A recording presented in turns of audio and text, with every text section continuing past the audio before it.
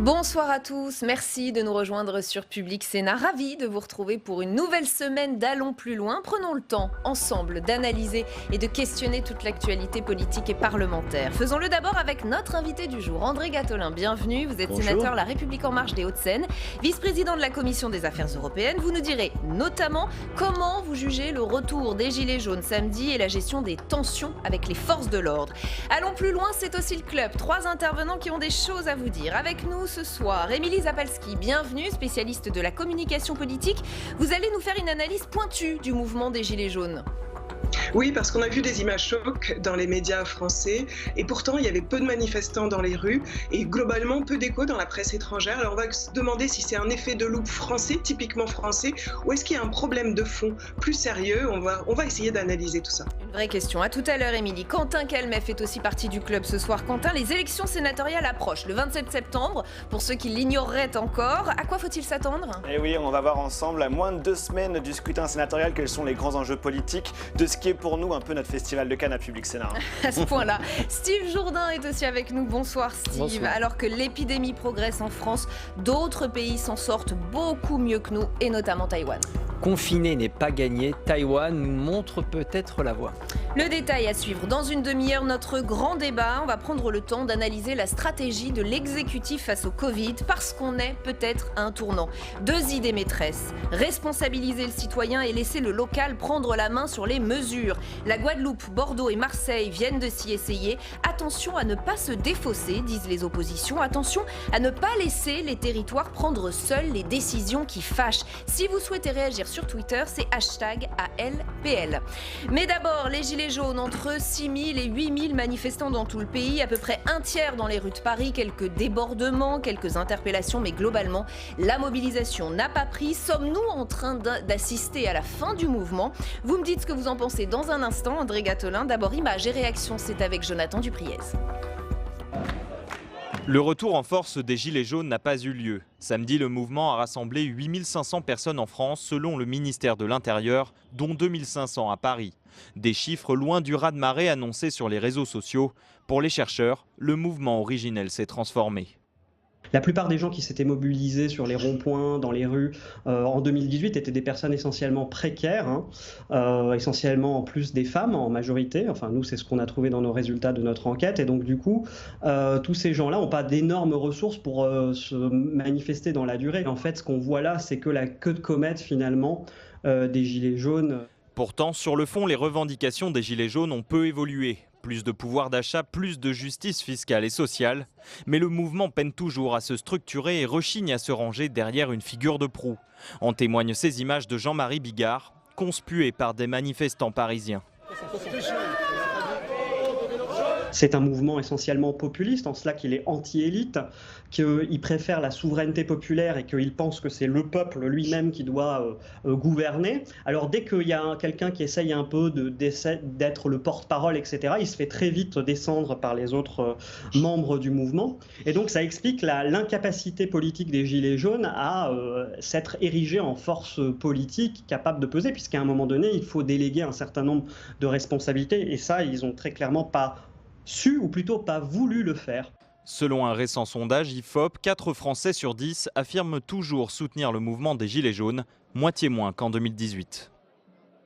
Loin avec vous donc, André Gattolin. Vous aussi, vous parlez d'échec et vous êtes soulagé de voir peut-être ce mouvement plus que s'essouffler, presque enterré. C'est le cas pratiquement depuis un an. Je me rappelle déjà en juillet dernier, un jour on m'invite dans une chaîne concurrente d'information continue pour parler d'Europe pendant 2 heures. Il y avait une manif des Gilets jaunes, il y avait 2000 personnes à Paris.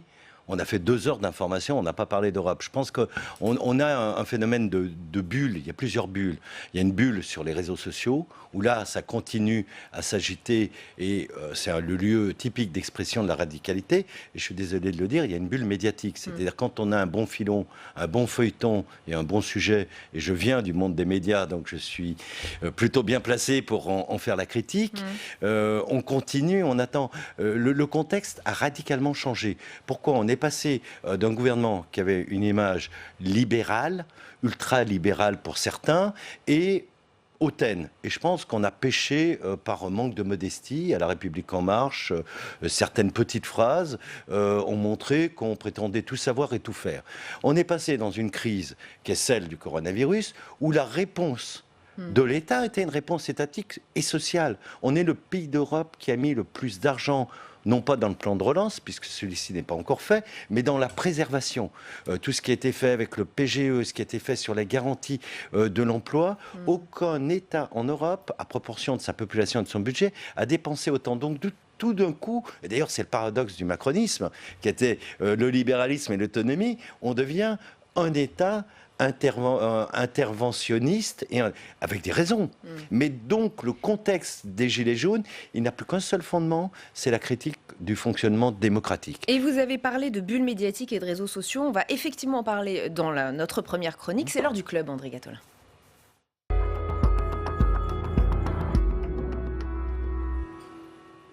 C'est vous, Émilie Zapalski, qui avez réfléchi sur ce sujet. On va donc prolonger cette réflexion avec vous. Vous revenez sur l'histoire du mouvement et sur la façon donc dont il a été médiatisé. Oui, puisque vous l'avez dit, après plusieurs mois de silence liés au confinement et à l'épidémie du coronavirus, les Gilets jaunes ont repris le chemin de la rue avec des manifestations à Paris et dans le reste de la France samedi dernier, 12 septembre. Alors résultat, 8500 personnes ont défilé dans toute la France, 2500 à Paris, comme vous le rappeliez.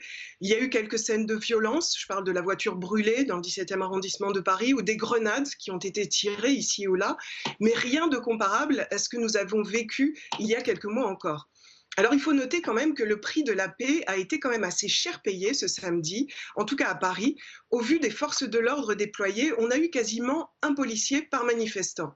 Mais résultat du match, globalement, sans vouloir les offenser, on peut parler d'un fiasco plutôt que d'un retour en force pour un mouvement qui, à ses débuts, il y a 2 ans, en novembre et décembre 2018, était capable de rassembler près de 300 000 personnes.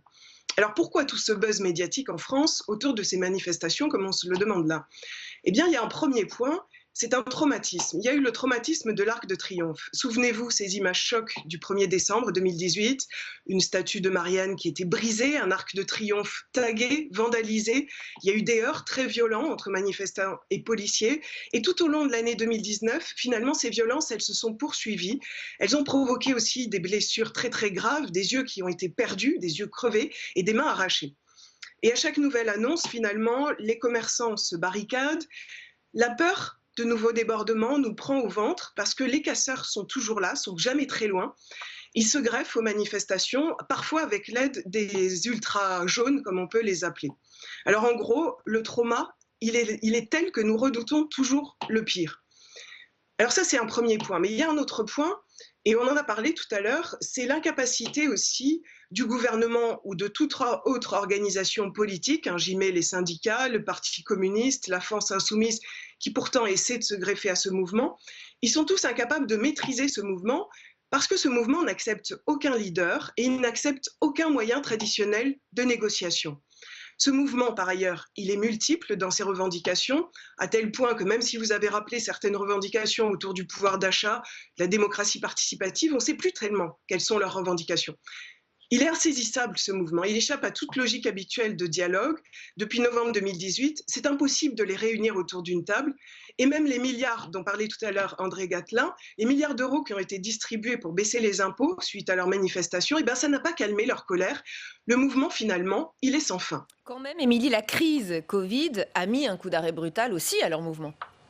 Alors bien sûr, le confinement, puis le déconfinement depuis le 11 mai avec des règles sanitaires assez strictes, ça n'a pas permis aux Gilets jaunes de maintenir toutes leurs actions dans la rue, sous nos yeux. Mais la situation économique et sociale qui découle de cette crise sanitaire, les conséquences sont très difficiles. On va avoir du chômage, on va avoir une perte de pouvoir d'achat pour une partie de la population. Et c'est une situation qui peut, dans l'absolu, alimenter encore les rangs de ces Gilets jaunes. Alors, comme témoin, je vous signale simplement qu'il y a eu des professionnels comme les VTC ou des patrons de clubs de nuit qui ont décidé de défiler le même jour que les Gilets jaunes, pas forcément à côté, mais quand même, ils ont profité de cette ouverture pour manifester et demander au gouvernement des aides supplémentaires face à leurs difficultés économiques. On est toujours sur cette question du pouvoir d'achat. Et quelques économistes ont d'ailleurs pointé du doigt les petites faiblesses du plan de relance gouvernemental dans ce domaine, puisque si on regarde bien précisément, bien dans le détail, sur les 100 milliards d'euros qui sont prévus dans ce plan, il n'y a que 800 millions d'euros qui sont prévus pour les ménages les plus modestes. Et il y a certaines personnes, même dans les rangs de La République En Marche, qui ont plaidé pour des chèques déconfinement de 400 euros, chèques qui pourraient monter même jusqu'à 1 000 euros pour les ménages les plus précaires, selon certains économistes. Je parle du cercle économiste atterré. Alors, moralité, si la couleur jaune tend à disparaître des rues et des ronds-points, les revendications sur le pouvoir d'achat semblent, quant à elles, toujours d'actualité. Et j'aurais aimé avoir l'avis d'André Gattolin sur ce point particulièrement. André Gattolin. Oui, sur l'analyse du plan de relance, moi je dis ce plan de relance national, parce qu'on a dépensé aussi beaucoup d'argent déjà pour contenir la crise et la situation sociale. C'est un plan de relance d'investissement qui est très largement cadré par le plan de relance européen. L'Europe ne fait pas du keynésianisme, elle fait du schumpeterisme, c'est-à-dire qu'elle favorise les changements de technologie, donc on va vers la transition écologique, vers le numérique, vers l'investissement, et pour que le plan français, en l'état de 100 milliards, soit financé à hauteur de 40% de 40 milliards, on a beaucoup axé sur ces aspects-là. Il y a quand même des éléments redistributifs. Vous nous dites qu'on a construit notre plan de relance en fonction presque des injonctions de l'Union européenne? Non, je pense que ce n'est pas des injonctions, puisqu'on y a participé, et le plan de relance européen, c'est quand même une initiative franco-allemande. Je dis simplement que là, on est dans un plan de relance qui ne résout pas tout, on est bien d'accord, qui cherche plutôt à se projeter dans l'avenir. L'avenir, c'est quoi? Parce qu'on peut parler de la situation française, on peut considérer que la situation sociale n'est pas très bonne, mais on est dans une compétition internationale où l'Europe perd des points par rapport d'une part à des États-Unis qui se ferment. Là, on annonce, je ne sais pas si vous avez vu, la mobilisation du secteur automobile qui dit, avec la crise du Covid, avec la fermeture à l'automobile américaine, enfin des États-Unis, avec le Brexit et avec les difficultés avec la Chine, on a des secteurs complets qui vont s'effondrer. Donc on doit transformer notre appareil productif. Et c'est ce pourquoi l'Europe est faite. Malheureusement, elle n'est pas keynésienne. Après, je pense que ce plan ne va pas en rester là. Je suis le premier à dire qu'il y a aussi des trous dans la raquette. On ne va pas s'en sortir avec 100 milliards de relance. Il faut bien dire, mais comme dans toute chose, on regarde comment évolue et on ne sait pas comment le contexte international, y compris la dégradation des relations économiques, la tentation du repli. Quand vous lisez l'enquête dans Le Monde ce soir d'Ipsos, l'inquiétude, la contestation de la globalisation, le besoin de se refermer sur soi-même, on ne sait pas quelles conséquences ça va avoir en termes de développement économique dans les mois qui viennent. On poursuit le club, André Gattolin. C'est avec vous, Quentin Calmet. On va changer de sujet. On est à moins de 15 jours des élections sénatoriales. On continue d'ailleurs de vous en expliquer les enjeux, les mécanismes politiques sur notre site internet publicsénat.fr qui est très bien fait pour ça, mais aussi sur ce plateau. À quel grand changement faut-il s'attendre, Quentin? Oui, tout à fait, Rebecca. C'est parti. Dernière ligne droite avant ces scrutins sénatoriaux. D'ailleurs, Rebecca, si vous vouliez être candidate et vous présenter aux élections sénatoriales, eh bien, c'est trop tard. Je suis désolé. Vous aviez jusqu'à vendredi 18h pour déposer votre liste. D'ailleurs, les voici. Elles sont là, toutes les listes rendues publiques, toutes les listes des candidats dans les 63 circonscriptions renouvelables. Alors, on le disait, on le répète régulièrement, la clé de ce scrutin sénatorial, ce sont les dernières élections municipales. En effet, je vous le rappelle, le collège électoral et les fameux grands électeurs, ils sont à 95% des maires, des conseillers municipaux ou leurs délégués. Or, en mars et juin dernier, la droite a globalement obtenu un bon score dans les départements ruraux ainsi que dans les villes moyennes, de quoi assurer une forme de stabilité au principal groupe politique ici de l'Haute Assemblée. Écoutez, à ce sujet, Bruno Retailleau, le patron du groupe LR au Sénat. Ces municipales-là ne bouleversent pas, vous l'avez compris, en tout cas la situation de la majorité sénatoriale, la droite et le centre, puisque donc ça va rester LR éventuellement avec le centre. Je pense même que la majorité pourrait être confortée, en tout cas elle sera consolidée. Je crois que c'est plutôt le groupe En Marche qui va être pris en difficulté. Voilà, donc on l'a bien compris, globalement les équilibres vont rester à peu près les mêmes. On devrait tout de même voir un groupe politique faire son retour. Oui, tout à fait. Ce sont les écologistes qui pourraient à nouveau former un groupe politique comme entre 2011 et 2017.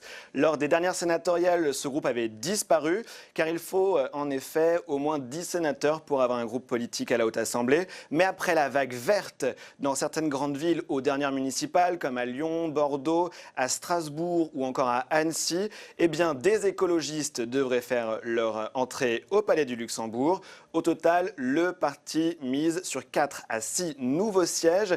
Écoutez à ce propos Ronan Dantec en juin dernier, c'était à votre micro, Rebecca. Je vous rappelle qu'en fait, il y a 3 ans, il nous a manqué 2 personnes pour avoir un groupe. Là, les victoires à Bordeaux, à Marseille, à Strasbourg, beaucoup de villes moyennes qui basculent, je pense au Finistère. Le calcul est vite fait. Oui, il y aura un groupe écologiste au Sénat. Il y a une dernière interrogation, Quentin. Quelle performance, évidemment, pour le parti de la majorité présidentielle. Lors des dernières sénatoriales, La République En Marche avait réussi à rassembler une vingtaine de sénateurs. Est-ce qu'ils peuvent faire mieux cette fois ? Oui, l'élection, elle s'annonce compliquée a priori pour le groupe La République En Marche. En effet, 10 sièges sur 23 sont renouvelables. Or, le parti a subi un échec, on peut le dire, aux dernières municipales. Ces élections sénatoriales s'annoncent donc compliquées pour les macronistes, d'où une autre stratégie évoquée par la majorité présidentielle. LREM chercherait à former une sorte d'intergroupe avec des sénateurs Macron compatibles. Regardez cette animation réalisée par notre infographiste Charline de Bellefontaine. Voici les forces en présence depuis la suspension estivale. Regardez maintenant, après le 27 septembre, ce que souhaiteraient faire les macronistes. Vous voyez cette zone bleu turquoise, c'est la fourchette haute du calcul des élus LREM. Ils aimeraient regrouper ensemble des sénateurs venus d'autres partis et qui avaient voté la confiance à Édouard Philippe. On parle de 12 sénateurs indépendants, cette droite constructive, mais également de 12 radicaux. Également chez les centristes, ils étaient 23 sur 51 à avoir voté la confiance au gouvernement Philippe.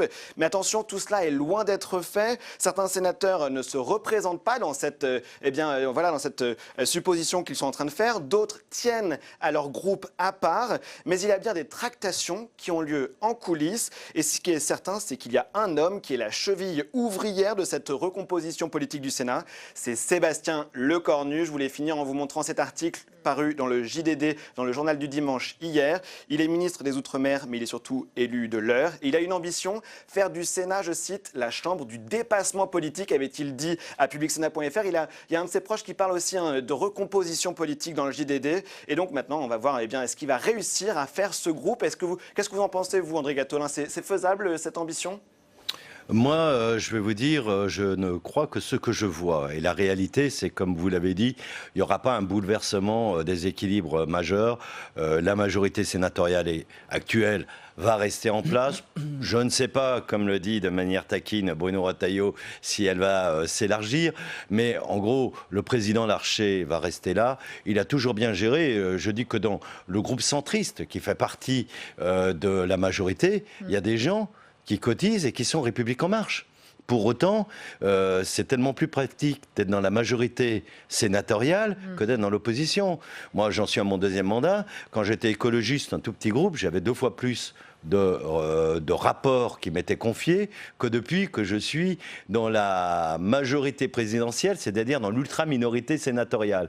Donc vous savez, les sénateurs, c'est pas des bourrins qu'on met dans des cases et qu'on fait avancer comme un troupeau. Mais votre situation Excusez-moi, c'est pas l'Assemblée nationale. Votre situation est intéressante, oui. Je le dis pour nos téléspectateurs. Oui. Vous faisiez partie d'un groupe écologiste au Sénat. Il se trouve qu'en partant, vous avez aussi affaibli ce groupe qui a disparu complètement. Vous êtes passé du côté de La République En Marche. Vous hésitez ? Vous avez un choix à faire ? Vous espérez quelque chose pour La République En Marche ? Vous êtes content de voir Moi, je suis bien content qu'il y ait un groupe écologiste qui existe. Après, je vais voir comment ils vont se comporter. C'est-à-dire que, malheureusement, une partie de la culture écologique, et c'est celle avec laquelle j'avais du mal, était systématiquement dans le protestataire, la contestation. Moi, j'étais vice-président de la Commission des Finances et tout le monde me disait il faut doubler tous les budgets. Je disais, il y a un moment, on est aussi responsable par rapport à l'économie, par rapport à l'endettement et les générations à venir. D'accord, donc si un groupe écologistes se reforment au Sénat, vous n'en ferez pas partie. Je n'y vais pas, mais je regarde avec intérêt et je trouve que c'est important que les écologistes soient représentés, qu'ils infusent des idées écologistes, parce que j'ai regretté, je le dis, ces 3 dernières années, au sein même du groupe La République En Marche et au sein de République En Marche, que la question écologiste soit pas assez prégnante. Mais vous faites des tractations pour essayer d'agrandir ce groupe Moi, personnellement, j'ai fait partie de la Commission nationale d'investiture. On a investi des gens qui étaient en marche, des gens qui n'étaient pas en marche. Certains, on sait qu'on va les élire et qui ne viendront pas chez nous. Ils iront chez les centristes, ils iront peut-être chez le RDSE. C'était déjà le cas la dernière fois. Beaucoup de gens qu'on a soutenus, qui devaient nous rejoindre, sont allés ailleurs pour les raisons que je vous ai expliquées. Donc même s'ils sont potentiellement déçus par la ligne Retailleau, comme on dit au Sénat, ils ne vous rejoindront pas forcément, vous le savez déjà. Non, moi je pense que ce qui serait intéressant, c'est de se poser la question, ça serait bien s'il y avait des gens majorité présidentielle pratiquement dans tous les autres groupes, qui permettent... Parce que l'intergroupe, c'est une super belle idée. Mais je vais vous dire franchement, je ne sais pas comment ça va s'organiser. Vous savez, il y a une part d'ego dans les groupes. Vous voyez déjà les batailles pour la présidence du futur groupe écolo qui n'existe pas encore. Voilà. C'est déjà compliqué. C'est déjà compliqué. Il y a plusieurs lignes. Donc moi, je vous dis une chose, c'est mon 2e mandat, c'est mon dernier mandat, j'ai encore 3 ans. Je fais de la politique comme je l'ai toujours fait, c'est assez librement. Quand un texte de La République En Marche ne me va pas, je ne le vote pas. Point barre. Et on peut me dire ce qu'on veut, qu'est-ce qu'on va me faire? Je ne cherche pas à être ministre, je ne cherche pas à avoir un mandat suivant. Donc si on faisait un peu plus de politique librement, je pense que là, on desserrerait les étaux. Et la liberté de vote, c'est quand même quelque chose d'important, en particulier dans cette Chambre. Allez, Steve Jourdain, on va terminer ce club avec vous. On va reparler Covid. On voit bien que la France a beaucoup de difficultés à faire face à l'épidémie, que sa stratégie est chancelante. Il y a pourtant, il faut le dire, des pays qui gèrent la situation d'une main de maître, et c'est notamment le cas de Taïwan. Et plus de 9 mois après le début de l'épidémie, on cherche toujours la lumière dans ce tunnel d'incertitude. Alors la semaine dernière, le Sénat a auditionné les représentants de la Corée du Sud et de Taïwan. 2 auditions qui s'inscrivaient dans le cadre de la commission d'enquête sur l'épidémie de coronavirus. Plantons un peu le décor, vous connaissez bien ce pays. Taïwan, à l'heure où l'on se parle, c'est moins de 500 cas confirmés depuis le début de l'année. 7 personnes décédées du virus. Tout ça sans jamais Et la dernière en mai. de confinement, la dernière en mai. Alors on pourrait se dire que Taïwan est un petit pays exotique, qu'il est géographiquement très loin de nous, qu'il n'a rien à nous apprendre, puisque les contextes sont totalement différents et donc que les réalités sont incomparables. Mais regardez, Rebecca, Taïwan, c'est 24 millions d'habitants, 2 fois la population de la Belgique. Il est voisin de la Chine, qui en revendique, vous le savez, la souveraineté. Son PIB par habitant est de 53 000 $ environ. Autant dire que c'est un pays très développé, il se situe au 15e rang mondial en PIB par habitant. C'est devant l'Allemagne, c'est devant la France aussi. Enfin, sa dette publique est de seulement 30% du PIB, de quoi faire pâlir la France et les États-Unis. Bref, Taïwan est un pays très riche qui a les moyens de sa politique. Encore faut-il avoir une politique, et une politique claire. Je vous vois venir, Rebecca. Comment lutter sans confiner? C'est en filigrane la question posée par les sénateurs lors de l'audition la semaine dernière pour le représentant de la France à Taïwan. L'anticipation et la réactivité du gouvernement ont été décisifs. Écoutez. Avant tout début de manifestation, tout le monde, depuis le chef de l'État jusqu'à chaque citoyen, en passant par les entreprises, en passant par les collectivités locales, tout le système de santé, etc., tout le monde était prêt. Tout le monde était prêt à faire face à une éventuelle épidémie. Cette épidémie, Taïwan l'a d'ailleurs vu venir avant beaucoup de monde, puisque dès le 31 décembre 2019, les autorités alertent l'OMS sur l'émergence du virus et sur une possible transmission interhumaine. Le pays se tient alors en alerte. Le 23 janvier, un premier cas est recensé sur l'île. À partir de ce moment-là, un dispositif d'urgence est mis en place. Le 25 janvier, Taïwan ferme ses frontières aux touristes chinois. Moins de 2 semaines plus tard, les frontières sont fermées aux touristes ayant visité la Chine lors des 14 derniers jours. Et puis enfin, le 18 mars, Taïwan ferme la porte à clé. Aucun ressortissant étranger ne peut plus entrer dans le pays. Les Taïwanais de retour chez eux doivent impérativement respecter une quatorzaine. En clair, la méthode taïwanaise, c'est un peu l'inverse de la nôtre. Là-bas, on se met d'abord en quatorzaine, en quarantaine, et ensuite seulement on est testé. Il n'existe pas de dépistage massif à l'échelle nationale. Écoutez. De dépistage général, donc ce sont vraiment des dépistages ciblés pour des personnes qui présentent quelques symptômes. Alors, bien sûr, des gens qui sont en contact avec des personnages qui sont confirmés, là, on les fait aussi. Alors, si quelqu'un, n'importe quelle personne, vous voulez savoir si lui, il a été atteint du virus, il pourra se faire tester à ses frais. Donc pas de dépistage massif, mais 7 morts, pas de confinement généralisé, mais seulement 500 cas confirmés. On a quand même du mal à comprendre le miracle taïwanais là. Oui, et difficile de juger une politique dans l'absolu, hein, d'un pays à l'autre, d'une population à l'autre, les pyramides d'âge, les prédispositions génétiques, les habitudes culturelles aussi. On est en présence d'une infinité de paramètres difficiles à maîtriser. Ce qui est sûr, c'est que les autorités taïwanaises ont été extrêmement réactives. On l'a entendu, le représentant français à Taïwan considère même que la réussite du pays se trouve précisément dans cette réactivité, une réactivité qui s'explique. Épidémiologiste, c'est lui qui avait mis en place tout le système de réponse au SRAS et qui en avait tiré les bilans. Alors pourquoi on s'en est pas inspiré? Puisqu'on avait des pays très expérimentés. C'est ce que je demande, puisque j'ai lancé une pétition dès début mars en disant nous avons beaucoup à apprendre de Taïwan et je ne comprends pas que Taïwan ne soit pas reconnu comme un État à part entière par rapport à la Chine, mais il était État observateur jusqu'en 2016, avant qu'il y ait ce changement politique à l'OMS, l'Organisation mondiale de la santé. Et donc, il aurait pu contribuer. Ces alertes ont bien été réelles. La Chine a fait de la rétention d'informations. Elle a appuyé beaucoup sur la direction de l'OMS pour faire passer le silence. Imaginez, on a reconnu la pandémie immédiatement, une semaine après que la Chine ait dit « ça y est, nous avons contenu l'épidémie ». On savait que c'était déjà une pandémie. Donc là, il y a eu un dysfonctionnement des organismes internationaux, au premier rang duquel l'OMS, il faut bien le dire, parce que c'est devenu un enjeu politique géostratégique d'État pour la Chine.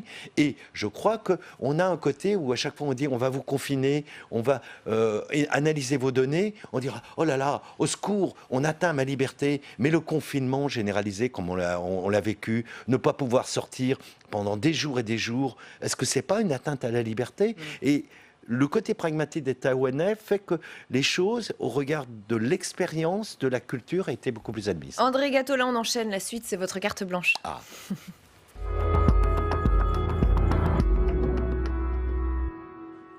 Donc quand même, je vous laisse un petit peu de temps. C'est votre carte blanche. C'est le moment pour notre invité de parler d'un sujet qui lui tient à cœur. Je crois que vous aviez eu envie de nous parler d'Europe. Vous avez coécrit un livre avec Richard Verly, qu'on connaît très bien. Est-Ouest, les menaces russes, la menace chinoise, les différends avec les États-Unis. Et on a essayé de redérouler qu'est-ce qui, dans la construction européenne, avait bien fonctionné et aussi ce qui avait manqué. Et on s'est rendu compte qu'on avait construit une Europe, mais qu'on avait oublié de construire des Européens. C'est-à-dire qu'on avait oublié d'expliquer aux gens ce qu'était l'autre. Les livres d'histoire sont nationaux. L'apprentissage des langues est encore complètement délétère dans certains pays comme la France. Et donc, il était important de remettre en plan tout cela pour dire si nous voulons que l'Europe survive, perdure et aille au-delà du plan de relance vers quelque chose de consistant, ben, il va falloir construire des Européens. Et c'était votre carte blanche. Merci infiniment, André Gattolin, d'avoir passé cette demi-heure avec nous. Merci à tous nos chroniqueurs d'avoir participé au club de ce soir. ALPL continue avec notre grand débat. On va justement s'arrêter sur la stratégie de l'exécutif face au rebond de l'épidémie. On l'a vu vendredi, Jean Castex choisit de responsabiliser les Français. Il choisit de laisser les régions prendre des mesures sanitaires plus strictes. On le sait, c'est sa marque depuis son arrivée à Matignon. Tout ne peut pas se décider depuis Paris, avait-il prévenu. Résultat, c'est localement que des mesures très fortes se prennent. C'est ce qui s'est passé aujourd'hui à Bordeaux, à Marseille et en Guadeloupe. La question est maintenant de savoir si c'est une vraie stratégie réfléchie ou si c'est une manière pour l'État de se défausser, parce que certains le disent. On va ouvrir le débat avec nos invités après les explications de Marion Vigreux. En Guadeloupe, pas de temps à perdre. Au dire des médecins, c'est une deuxième vague qui se profile. Conséquence, les restrictions sont entrées en vigueur dès ce dimanche. Parmi elles, la fermeture des bars et restaurants à 22h en semaine et minuit le week-end, mais aussi des piscines, des stades, gymnases et de certaines salles d'exposition. Des mesures strictes mais nécessaires pour la sénatrice Victoire Jasmin. La situation en Guadeloupe, elle est critique. Il y a un nombre de cas important. Il y a eu également des morts récemment. Il y a une saturation des différents services du CHU, notamment le service de la réanimation. Il faut quand même sensibiliser suffisamment pour que les personnes, à la limite, faire un électrochoc pour que les personnes prennent la mesure des difficultés qui se présentent aujourd'hui. Autre territoire où l'épidémie s'emballe, la Nouvelle-Aquitaine et Bordeaux. Ce lundi, la préfète annonce que les rassemblements familiaux et festifs sont limités à 10 personnes. La jauge des grands rendez-vous passe de 5000 à 1000 personnes. L'offre de tests est renforcée et à Bordeaux, les journées du patrimoine sont annulées. Ce que l'ARS diagnostique dans l'augmentation du taux de contamination, ça porte sur une population jeune et donc c'est éminemment lié à un mode de vie et à des rencontres, des rassemblements, des fêtes et c'est sur ça que les mesures sont ciblées. Quant au département des Bouches-du-Rhône, il figure aujourd'hui en tête des territoires où la situation évolue le plus défavorablement. Comme en Gironde, décision a donc été prise d'annuler les grandes manifestations culturelles à venir et d'interdire les soirées étudiantes, les sorties scolaires et les rassemblements de plus de 10 personnes sur les plages et dans les jardins publics. Et pour la première fois dans cette crise, les mesures annoncées ce lundi ont été prises conjointement entre élus nationaux, locaux et les ARS. Objectif, s'adapter au mieux aux réalités locales. Avec nous pour le grand débat d'ALPL ce soir, Romain Goupil, bienvenue. Vous êtes réalisateur et fervent soutien d'Emmanuel Macron depuis 2017, on peut le dire. Exactement. William Tate aussi avec nous. Bienvenue. Bonjour. William, président du Millénaire, think tank de droite, on peut le dire aussi. Oui. Merci de m'autoriser à dire tout cela. Philippe Amouyel, bienvenue.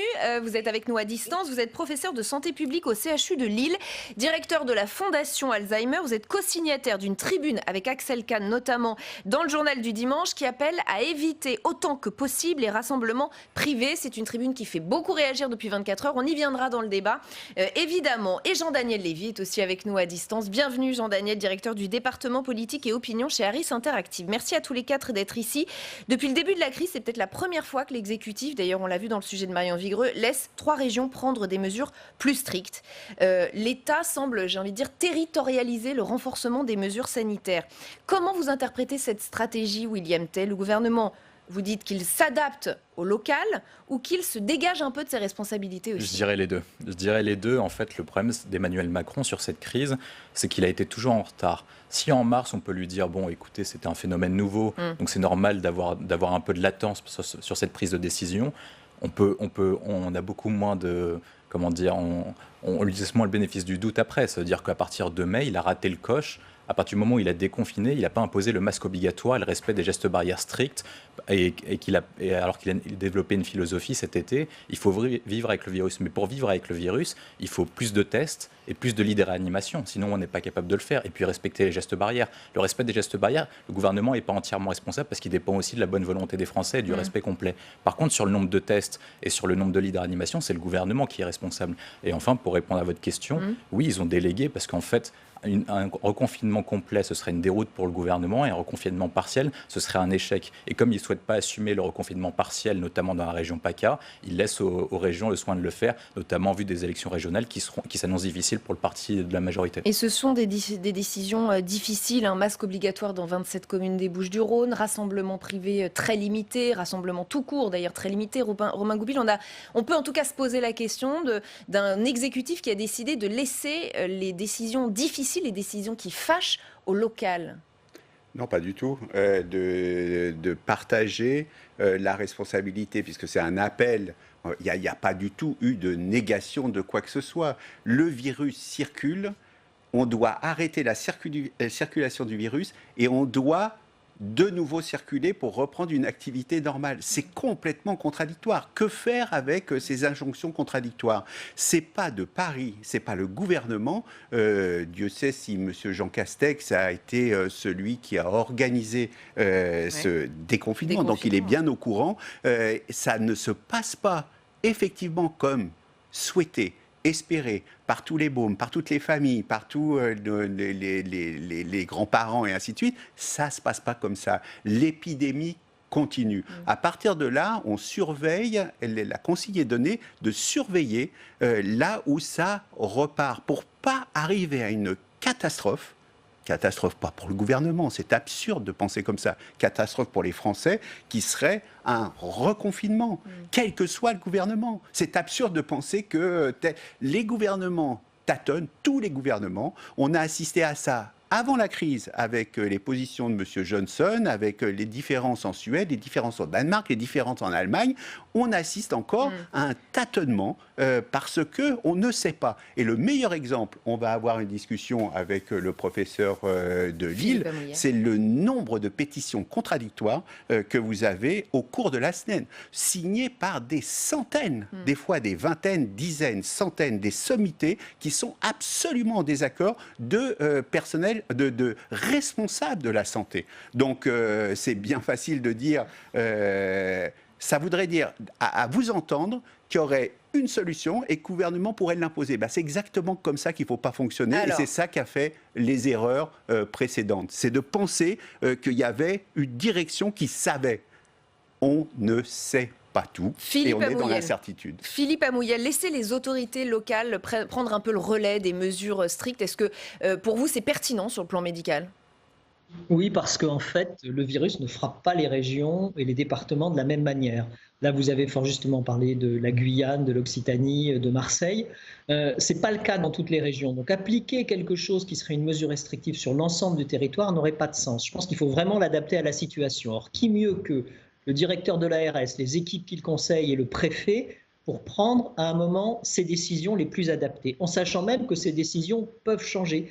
Comme le disait la personne qui parlait précédemment, on ne connaît pas ce virus, c'est un nouveau virus, on en apprend tous les jours. Donc bien malin celui qui peut prédire l'évolution. Ce qu'on peut faire, c'est mettre en place les mesures barrières, faire de la prévention. On sait que ça marche, on l'a vu dans le cadre d'une mesure extrême qui est le confinement généralisé.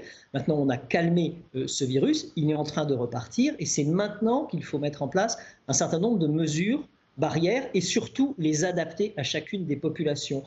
Un thème spécifique qui serait le confinement généralisé n'a plus de sens. Il a un sens potentiellement scientifique, sanitaire, ce que vous voulez, mais sur le plan économique, on ne peut pas se permettre à nouveau ce confinement. Donc, il faut absolument des mesures adaptées à chaque territoire. Mais le risque à laisser prendre les régions, prendre des décisions elles-mêmes, c'est évidemment que d'un territoire à un autre, les règles ne soient pas les mêmes et que cela sème le trouble. Évidemment, je vais me tourner vers vous dans un instant, Jean-Daniel Lévy. Si c'est incohérent, les Français ne le comprendront pas. C'est ce que nous disait ce matin Nicolas Bay du Rassemblement national sur le plateau de Public Sénat. Écoutez. On restreint les libertés individuelles. Sans doute est-ce en partie nécessaire, mais la contrepartie, c'est de dire aux Français que les décisions soient claires, qu'on n'ait pas, en fonction des territoires, des décisions totalement contradictoires. Voilà. Jean-Daniel Lévy, attention à la cohérence des mesures entre régions. Il en va du niveau d'acceptabilité des Français, selon vous ? Les Français sont souvent assez partagés, ils sont teintés d'égalité et de forme d'uniformité sur l'ensemble du territoire. Et on a vu dans un même élan que la manière dont avait été géré le coronavirus par les élus locaux, et au premier rang desquels les maires, les départements ou les régions, a été assez fortement appréciée de la part de nos compatriotes, avec parfois le sentiment que ceux qui avaient été le plus efficaces, ceux qui avaient le mieux compris les préoccupations de la part des citoyens, ceux qui avaient été capables de pouvoir apporter la meilleure réponse dans le cadre du confinement, c'était en premier lieu les élus locaux, et avec la perception que, vu de Paris, vu de l'extérieur, il n'y avait pas toujours les bonnes mesures, la bonne fluidité, la bonne organisation qui était opérée, et à travers l'aspect le plus emblématique qui a été l'organisation et la distribution des masques ou le rapport aux masques, avec la perception que, là encore, c'était avant tout les élus locaux qui avaient été les plus efficaces. Probablement que ça entre d'ailleurs en résonance avec le positionnement de Jean Castex depuis son arrivée au gouvernement. Homme des territoires, personne certes qui a une autorité forte, mais qui dans un même élan propose aux différents acteurs du territoire de pouvoir prendre les bonnes mesures, en tout cas celles qui semblent les plus appropriées à l'égard du territoire. Donc il y a, quel que soit le fond, une forme de cohérence qui est perçue de la part de nos compatriotes entre ce qu'a indiqué Jean Castex depuis sa prise de fonction à Matignon et pour partie l'application qu'il nous propose depuis vendredi dernier. Donc s'appuyer sur les territoires, William Thess, ça a l'air d'être la bonne méthode ? Oui, ça fonctionne. Sinon, on a mené une étude comparée sur le système français et le système allemand. Donc globalement, le système allemand est beaucoup plus régionalisé. Donc c'est vers là qu'on se dirige. Et moi, je ne suis pas contre le fait de décentraliser et de déconcentrer la prise de décision, parce qu'effectivement, ce sont les territoires qui ont la meilleure connaissance. Le problème, c'est est-ce que les Français sont prêts à l'accepter? On l'a vu lors du confinement, il y a eu deux problèmes. C'est-à-dire qu'on a la région du sud-ouest qui était globalement pas touchée, et on a appliqué un confinement généralisé, alors qu'on aurait pu appliquer un confinement localisé, notamment en Île-de-France, en PACA, en Grand Est et sur les Hauts-de-France. Ensuite, il y a une deuxième question, c'est est-ce qu'on est capable, le moment venu, est-ce que le gouvernement est capable de pratiquer un confinement sur des classes d'âge spécifiques? Parce qu'actuellement, on le voit, le nombre de cas testés positifs augmente, mais par contre, on a moins d'hospitalisation. Et ça devient de la dentelle, là. Ça Si on fait territoire par territoire, âge par âge, catégorie par catégorie, ça devient... Oui, mais les personnes qui sont le plus touchées sont les personnes de plus de 65 ans. Tout le problème originel vient du fait qu'on n'a pas assez de lits de réanimation pour les personnes âgées. Si on avait assez de lits de réanimation notamment, nous on en a à peu près 5000. Olivier Véran a annoncé qu'on en aurait plus dans le trimestre prochain, mais l'Allemagne en a entre 25 000 et 30 000. Si on avait 25 000, 30 000, on pourrait se permettre en fait de vivre avec le virus et si on avait des tests de façon suffisante. Là, comme on n'a pas assez de lits de réanimation, on est obligé d'appliquer ce type de mesures. Et là, ça incombe au gouvernement parce qu'il n'a pas su prévoir le fait qu'on devrait vivre avec le virus jusqu'à qu'on trouve un vaccin. La vérité est là.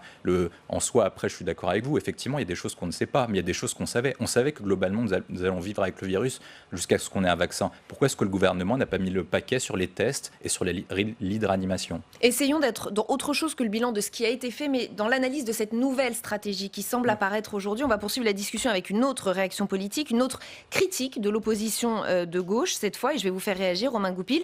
Territorialiser les mesures sanitaires, oui, nous dit le sénateur Rémi Féraud, mais avec un plan national. Écoutez, le socialiste était là encore l'invité d'Oriane Mancini ce matin, écoutez. Si ça veut dire qu'on adapte les mesures à la réalité d'une situation locale en lien avec les élus locaux, c'est très bien. Mais cela aussi s'inscrit dans une absence totale de scénario défini nationalement qui puisse ensuite être adapté département par département en fonction de la situation sanitaire.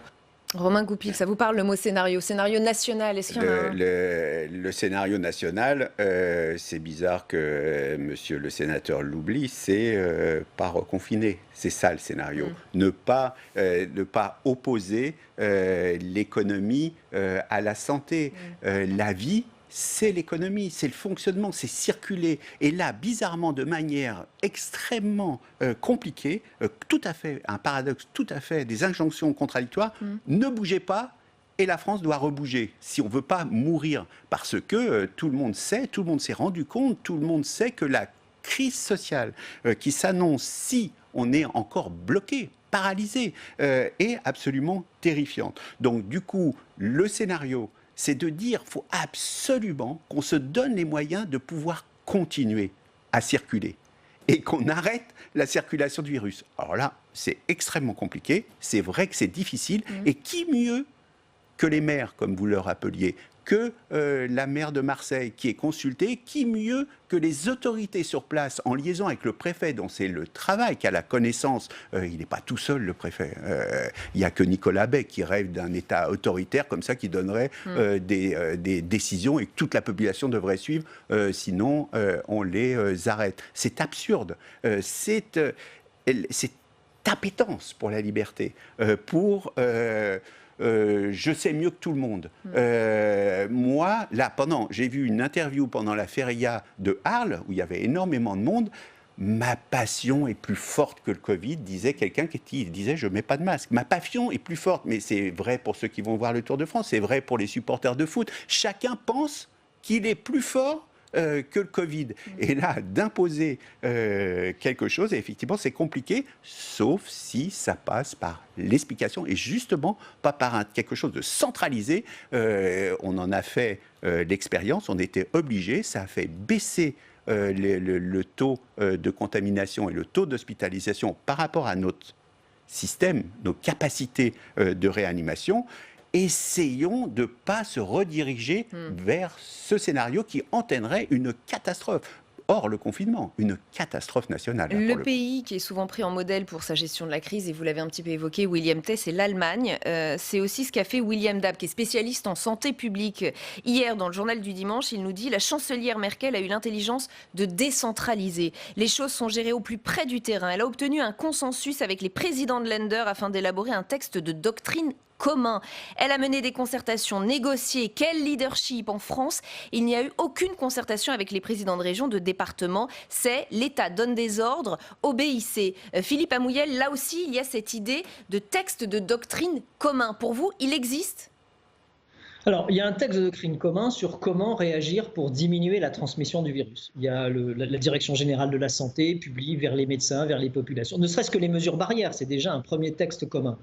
Après, il y a les niveaux de gradation pour la transmission, c'est-à-dire les tailles de regroupement et autres. Donc, il y a tout un arsenal de scénarios et de mesures. Alors, peut-être doivent-ils être mieux expliqués, ça c'est un autre point, qui peuvent être appliqués localement en fonction des conditions spécifiques. Je vais prendre un exemple dans ma propre région. Au mois de juillet, avec le directeur de l'ARS et le préfet, décision a été prise du port du masque obligatoire dans des lieux clos, non ventilés, en extérieur, des magasins et autres. Pourquoi est-ce que cette décision a été prise? Parce qu'on s'est aperçu que dans les zones où il y avait ces fortes densités, puisqu'on avait une mesure des taux d'incidence régulière faite par l'ARS, on avait une incidence qui était 3 à 4 fois plus élevée que ce qu'on trouvait en périphérie de la ville ou à la campagne. Donc l'idée a été justement d'imposer cette mesure du masque obligatoire dans ces lieux clos non ventilés ou fermés uniquement sur la zone métropolitaine. Donc ça veut dire que finalement on a une adaptation très précise d'une série de mesures. Quand on prend l'exemple de la tribune du journal du dimanche, c'est juste l'idée réellement de bien montrer aux gens qu'ils sont responsables de tout ça, que c'est grâce à eux qu'on va réussir. Et le dernier champ dans lequel on n'a pas encore pu établir ces stratégies. On a fait quand même des stratégies dans le champ public, on a fait des stratégies dans le champ professionnel dans l'entreprise. C'est la sphère privée. Les gens rentrent chez eux, ils sont rassurés parce qu'ils retrouvent leur foyer, mais le virus, sous ces niveaux, sphère publique, sphère professionnelle, sphère privée, c'est différentes mesures. Et c'est comme ça qu'on ralentira la diffusion du virus. Alors venons-en à ce point précis, effectivement, qui pourrait d'ailleurs perturber un peu les Français. Vous nous direz ce que vous en pensez, Jean-Daniel Lévy, puisque depuis quelques jours, c'est notre sphère privée qui est au cœur de la réflexion. En Angleterre, tous les rassemblements de plus de 6 personnes ont été interdits, y compris dans les logements, donc à domicile, chez vous. Vendredi et même fin août, d'ailleurs, Jean Castex avait déjà évoqué cette question. Dès le 27 août, le Premier ministre invitait les habitants des zones rouges à éviter, je cite, « autant que possible, les fêtes de famille, à respecter les gestes barrières, y compris dans le cercle familial. Seulement 20% des contaminations s'expliquent par des clusters, avait dit le Premier ministre. L'essentiel de la transmission du virus se fait donc par des contacts du quotidien, notamment dans l'espace privé. Et comme le message a, semble-t-il, encore du mal à passer, l'exécutif a lancé un clip ce week-end. Regardez un extrait.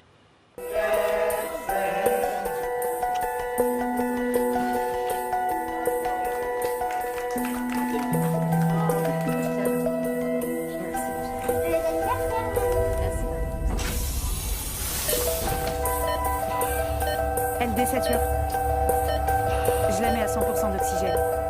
Ça remonte, ça va aller. On peut tous être touchés, alors on doit tous se protéger. Ensemble, continuons d'appliquer les gestes barrières. Jean-Daniel Lévy, on a franchi un palier qui peut perturber les Français. Cette fois, on se mêle un peu de leur vie privée. On est en train de leur dire ce qu'il faut faire ou ne pas faire chez eux avec leurs proches, leurs amis, leur famille. Bon, on leur avait déjà dit de ne pas trop sortir par le passé et ils ont assez fortement respecté.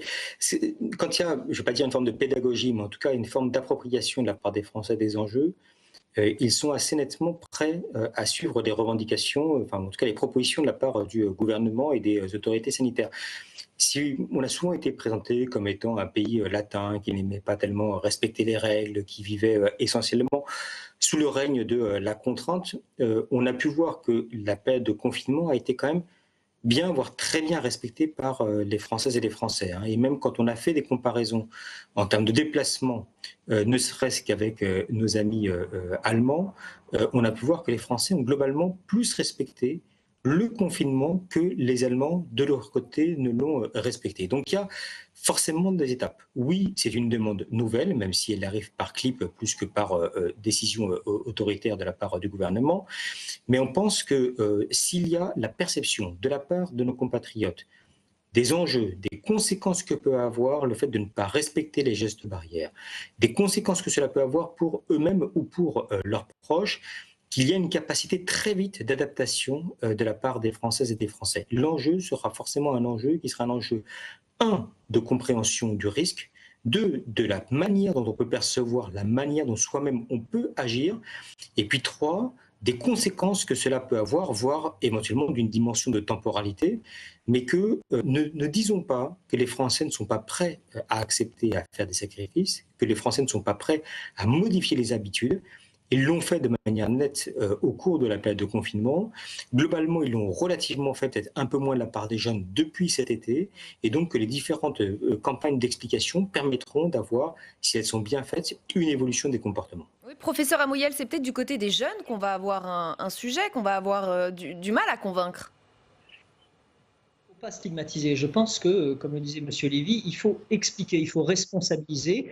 Et en effet, je trouve que le confinement a marché de manière absolument remarquable. Et quand il a fallu avoir des solidarités, des aides de la part de la population, quand on était à l'hôpital dans des conditions relativement difficiles, en particulier dans les Hauts-de-France, tout le monde a marché comme un seul homme. Il y a eu une solidarité que je n'ai jamais connue dans ma vie de médecin ou de professionnel à l'hôpital, qui était absolument étonnante, à la fois de tout le personnel de l'hôpital, mais également de tout l'environnement, de toute la ville. Donc je pense que sincèrement, les gens ont conscience qu'il y a un danger majeur qui touche une partie de l'humanité et qu'on peut aider les gens. Donc c'est pour ça qu'on veut réellement responsabiliser et expliquer.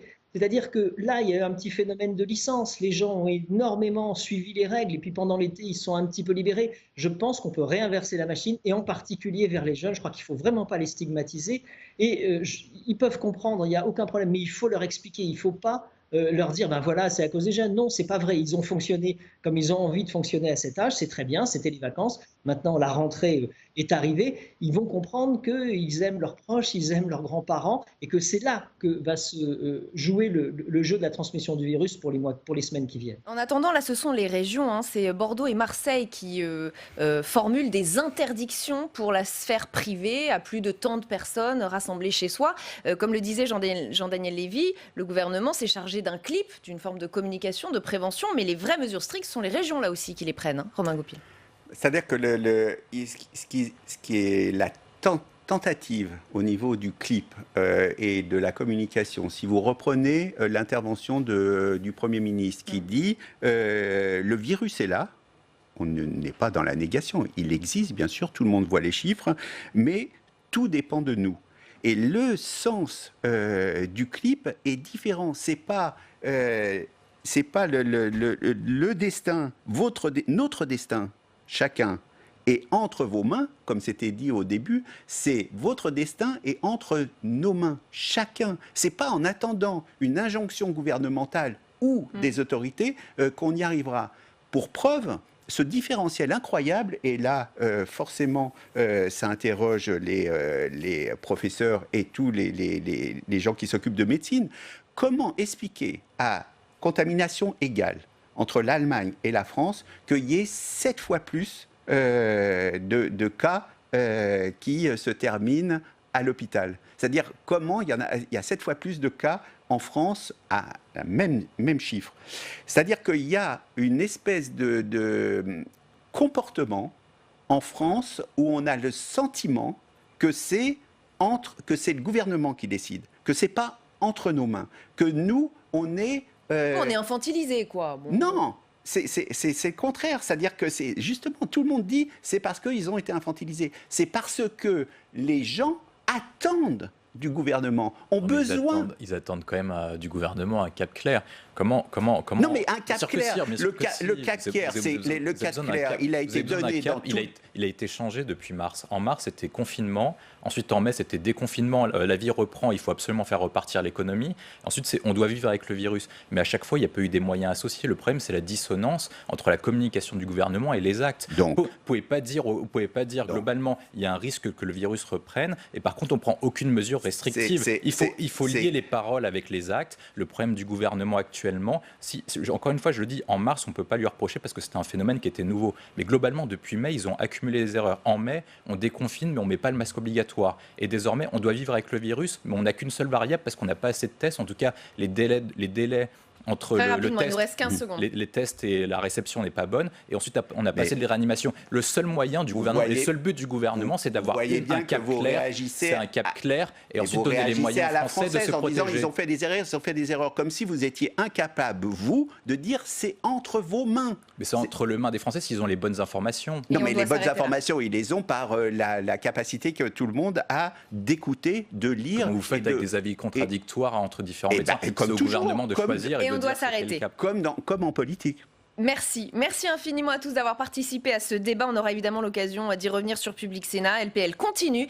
Cette fois, c'est place au match des idées. Confrontation de points de vue ce soir entre deux économistes, Isabelle Tisse-Saint-Jean et Éric Delannoy. On va s'arrêter sur différents sujets, mais le premier d'entre eux ce soir, c'est le Brexit. Vous avez sûrement perdu le fil. Le feuilleton est un petit peu oublié des médias ces derniers mois. Pourtant, on a décidé d'y revenir dans LPL parce qu'il pose un certain nombre de questions majeures pour l'économie du pays, alors qu'on traverse l'une des pires crises de notre histoire récente.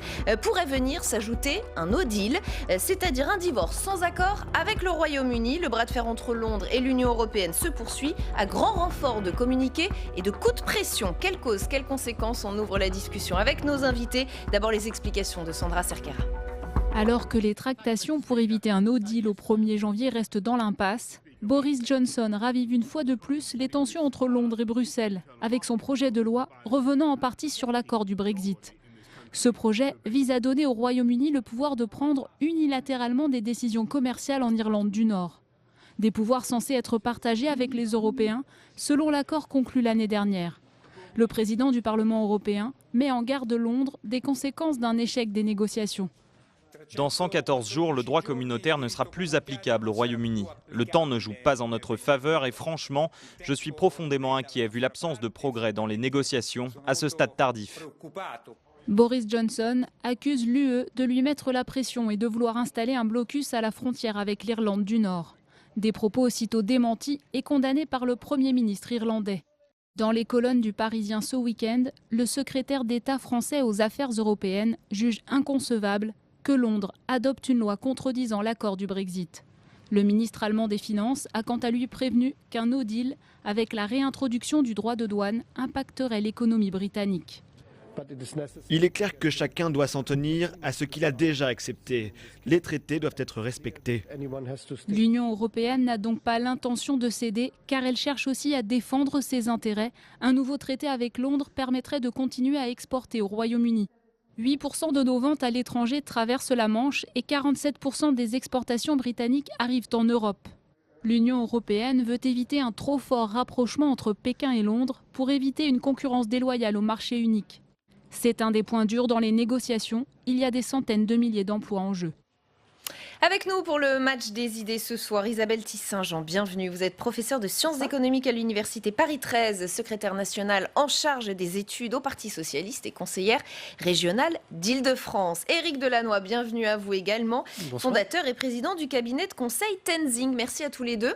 Elle est fondée, cette crainte de Bruxelles qu'on vient d'entendre dans le sujet de Sandra, de voir se créer un lien plus que privilégié entre Londres et Pékin au détriment des autres pays de l'Union européenne. Il ne manquerait plus que l'Union européenne perde son partenariat commercial avec la Chine. C'est une crainte fondée, Isabelle Tisse-Saint-Jean? En tous les cas, la situation autour du Brexit et la possibilité d'un no deal est effectivement se rapproche de plus en plus. On va vers ça, quoi. Et c'est quand même, ça démontre, il faut qu'on réfléchisse, que nos concitoyens réfléchissent, quoi.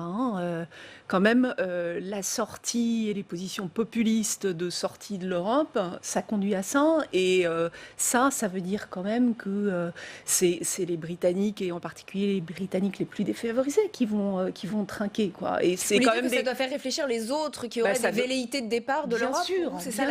Bien sûr. Alors au départ, on a pensé que c'était Trump qui viendrait tendre la main. À Londres. Et puis, comme Trump est finalement encore plus dans une perspective d'égoïsme de très court terme des États-Unis, ça n'a pas été le cas. Et donc effectivement, il y a une possibilité que la Chine, comprenant bien son intérêt d'une fragilisation de l'espace européen, noue un certain nombre de partenariats. Donc c'est un vrai danger. Ça veut dire que ça plaide pour que, au plus vite, l'Europe se renforce et que ça soit une Europe qui ne soit pas l'Europe dont un certain nombre de nos concitoyens et de manière générale d'Européens, et en particulier les plus défavorisés, ne veulent pas. On dit à plusieurs moyens, à un moment qu'ils n'en voulaient pas, mais une Europe qui effectivement soit plus sociale et tournée vers la transition écologique et plus démocratique aussi. Je pense qu'il faut vraiment, on en a beaucoup parlé au moment de la campagne européenne, c'était vraiment au cœur d'un certain nombre de programmes et d'une autre en particulier, une proximité plus grande de Bruxelles avec l'ensemble des différents peuples européens. Clément Beaune, nouveau secrétaire d'État aux Affaires européennes, nous dit « Un no deal avec le Royaume-Uni serait une mauvaise nouvelle, mais on se prépare. Le Premier ministre réunira sous peu le gouvernement pour accélérer et intensifier les préparatifs avec tous les scénarios, y compris le no deal. » Est-ce que notre économie est sérieusement prête à vivre un no deal, Éric Delannoy ? Est-ce qu'on peut se préparer, vu le contexte ? Alors, il est clair que, vu les liens qui sont noués aujourd'hui entre le Royaume-Uni et les différents pays européens, nous ne sommes pas le premier partenaire du Royaume-Uni, mais quand même, ça aura des conséquences importantes. Le passeport européen, qui n'existerait plus pour le Royaume-Uni, les pénaliserait bien plus que nous. D'ailleurs, il y a déjà des déménagements qui se sont faits depuis aujourd'hui. La place de Londres et la City sont extrêmement inquiets sur l'avenir de la place de Londres, notamment au niveau financier. Économiquement, finalement, ils ont plus à y perdre que nous. Mais je pense qu'ils ont plus à y perdre que nous parce qu'on est, à partir du moment où il y a une Union européenne dans laquelle il y a quand même des règles extrêmement claires en termes de justement tarifs douaniers, en termes de circulation de l'information, de circulation des marchandises, etc. Il est clair que le marché européen, au regard du marché anglais, il est beaucoup plus important. Ce qui ne veut pas dire que ce ne serait pas pénalisant pour nous. Mais parce que la Chine s'intéresse bizarrement à Londres et pas trop à nous. Chine, faut faire très attention, me semble-t-il, aux effets d'annonce, aux effets d'aubaine. C'est pas la Chine qui va livrer des machines-outils à la Grande-Bretagne. C'est pas la Chine qui va résoudre les problématiques de pêche et qui va résoudre les problématiques de quotas de pêche. C'est pas la Chine qui va remplacer la PAC et l'avantage que la PAC pouvait avoir pour la Grande-Bretagne. Ce n'est pas la Chine qui va remplacer l'ensemble des liens économiques qu'il pouvait y avoir entre l'Europe et la Grande-Bretagne. Donc moi, je ne crois pas une demi-seconde que ce soit une menace de grande ampleur. Ce serait une mauvaise nouvelle pour tout le monde. Mais en même temps, la grande mauvaise nouvelle du comportement de Boris Johnson, comme le comportement de tous les populistes d'ailleurs, c'est qu'encore une fois, on a un recul du droit au profit de la force. Et ça, c'est insupportable. Parce que du coup, on signe des accords il y a un an et on foule au pied la loi internationale qui fait foi maintenant en voulant mettre en place une continuité de la souveraineté du Royaume-Uni sur en plus un sujet qui n'était même pas un sujet. Souvenons de la campagne de 2016 sur le Brexit. L'Irlande du Nord n'était pas un sujet, n'était pas discuté. Ça devient la pierre d'achoppement du Brexit. C'est quand même un comble. Il y a un secteur qui s'inquiète quand même tout particulièrement, c'est celui de l'automobile. 23 organisations de l'industrie automobile européenne ont publié un communiqué commun ce matin. Et elles appellent, je cite, l'Union européenne et le Royaume-Uni à sécuriser sans délai un accord de libre-échange ambitieux. Un no deal impliquerait une chute des échanges commerciaux de 110 milliards d'euros sur 5 ans. Alors, j'entends que ça pourrait être plus dur finalement pour les Britanniques que pour nous, mais enfin pour nous aussi, ça risque d'être difficile. Oui, non, je pense qu'il ne faut pas du tout sous-estimer le risque que ça représente pour l'ensemble des économies françaises et françaises en particulier. Enfin, je veux dire, si on pense au secteur de l'énergie, alors évidemment, ça sera eux qui seront pénalisés, mais le risque quand même de blackout cet hiver, ça peut se produire, quoi. Donc, il y a un risque évident pour eux, mais il y a quand même une fragilisation de l'espace européen pour nous tous. Vous parliez de la pêche à très juste titre. Les pêcheurs français sont quand même très très inquiets de ce qui peut se passer. Et donc, oui, c'est quand même une vraie mauvaise nouvelle. Et autre élément, je suis d'accord sur l'histoire les populismes, c'est vraiment on foule au pied des traités, donc il n'y a plus de parole, quoi. Il n'y a plus de parole des États, des gouvernements, de la continuité des États. Et on est quand même sur l'histoire de l'Irlande. on est quand même prêt à réouvrir quelque chose qui a été tellement douloureux, qui était la problématique de l'Irlande, de la frontière. Johnson, il joue avec ça comme un espèce de chantage. Enfin, il y a vraiment quelque chose de... Mais enfin, moi, j'ai un cri d'alerte, là, au-delà de la problématique économique, c'est à nos concitoyens qui sont tentés par le populisme d'extrême droite. Ouvrez les yeux, quoi. Ouvrez les yeux sur ce que ça signifie, ce que ça a comme conséquences réelles, indépendamment des conséquences économiques. Je voudrais maintenant qu'on s'attarde sur les plans du nouveau commissaire au plan. J'ai nommé François Bayrou. Le maire de Pau a donné une longue interview au Journal du Dimanche ce week-end. Il a un peu détaillé son approche et vous allez nous aider à savoir si sa façon de voir est la bonne sur le plan économique. D'abord, son constat. Notre société a découvert son extrême vulnérabilité, dit-il, y compris et surtout dans les secteurs économiques et technologiques les plus avancés dont nous pensions jusque-là avoir la maîtrise et l'apanage. Il cite notamment l'aéronautique et l'industrie pharmaceutique. Est-ce qu'au moins sur le constat, vous êtes d'accord tous les deux, Éric Delannoy ? Oui, enfin, il y a les mots qui sont un peu bizarres, on ne redécouvre pas. Enfin, je veux dire, on sait très bien que le Doliprane, qui est le médicament le plus utilisé en France, est fabriqué en Chine depuis 20 ans. Donc, je veux dire, on ne découvre rien du tout.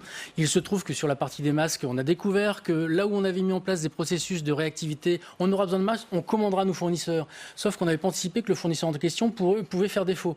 Et c'est là qu'on est dans une extrême fragilité, c'est qu'on dépend de quelqu'un qui n'est pas maîtrisable, qu'on ne maîtrise pas.